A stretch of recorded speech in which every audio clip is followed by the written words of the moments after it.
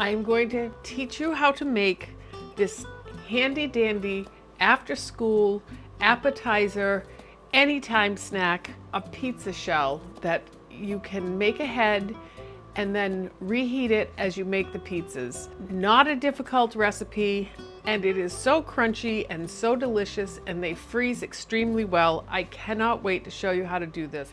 So we have some yeast here. I'm using just regular old-fashioned yeast, so I'm going to put a little bit of our sugar that's going into the bread anyway in with the yeast. We've got water going into the bread. I'm going to put some of this water in with that. I'm going to stir that up just a little bit. We'll just put that aside. Okay, so we've got some flour, and we're going to put that in our bowl. Woo, poof. We've got some salt. We've got some vegetable oil. And we've got the rest of the sugar that we are using. And then we've got the water. And I'm going to start mixing this, and I'll put that yeast in a minute or so. We'll just get this going on a low. And I'm using my dough hook, and this is as hard as this recipe is.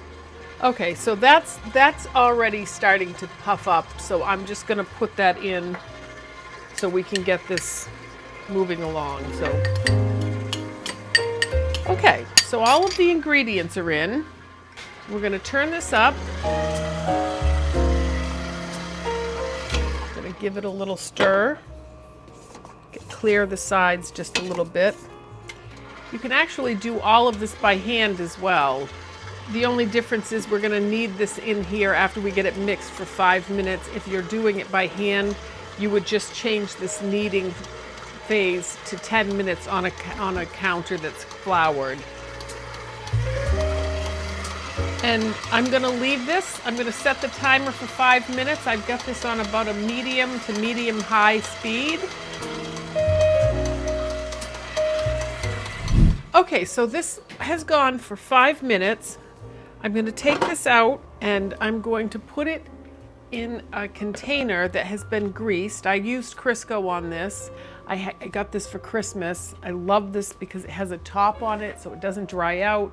So I have oiled my hands just a tad with some vegetable oil because this it's a wonderfully smooth dough. See how smooth this is? It's lovely. So we're going to put this in this container here, and we're going to let this rise somewhere between 45 minutes and an hour, and we just want it to rise till it gets puffy. So we'll be back.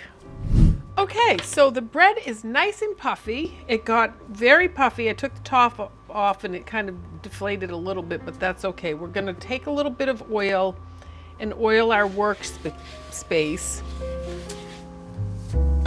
We don't want this sticking, but we don't want any more flour incorporated in that. I've got my hands oiled, and so I'm going to dump this. We've greased this so it's coming out nicely.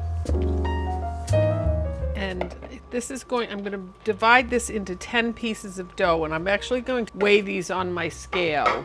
All right, so we want these to be 62 grams.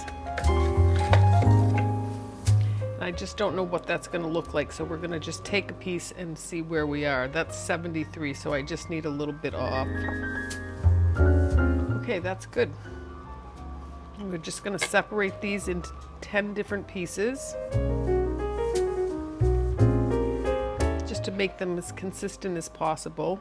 And I'm going to shape them loosely into a circle.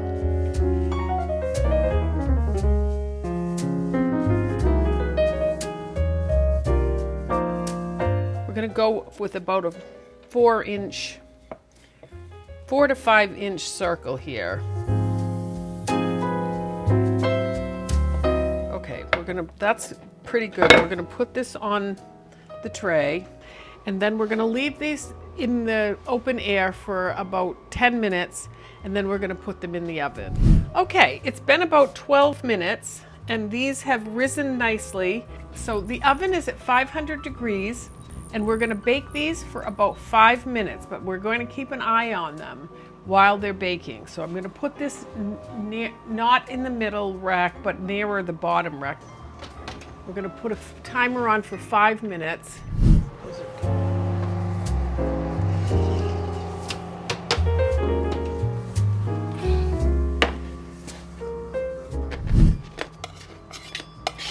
So here is the best pizza crust, make-ahead pizza crust for snacks or easy midnight dinner. Look how great those look on the bottom. They're awesome.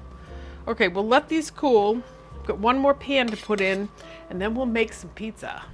So here are our pizza crusts. Someone ate a couple of these, so there were more, but I apologize for that. This made 10. These are great. Somebody also ate this half, but it's a perfect example of what this looks like. So this is what the dough the pizza shell looks like.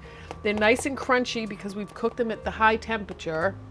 And what we're going to do now is make one of these. So I've got the pizza crust right here.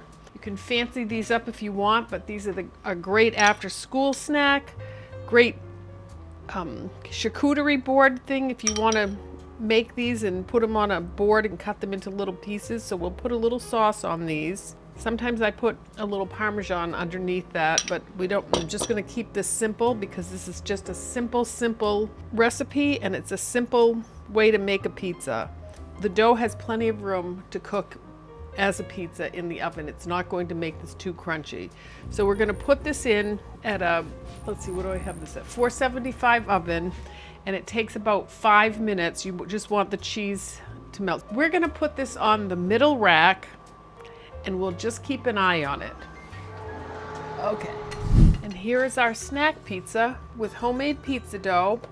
I don't want the cheese to fall off. All right, here's a quick look at the bottom. Whoop, whoop. Okay, we're gonna give this a try. Got ourselves a handy dandy little piece of pizza here. So the crust looks amazing, even though it cooked before we made the pizza. The crust came out great. I'm gonna just take a bite of this. I don't know if you can hear the crunch. This is really, really a nice snack size pizza crust. It's not a, it's not a pizza. It is a pizza. It's delicious. Freaking amazing. Stop. You've eaten 5 of them. No.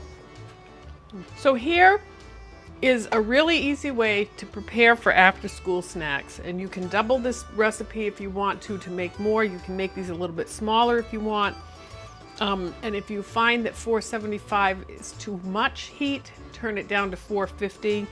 This is really easy recipe and really versatile, so have fun. I hope you enjoy this. Thank you.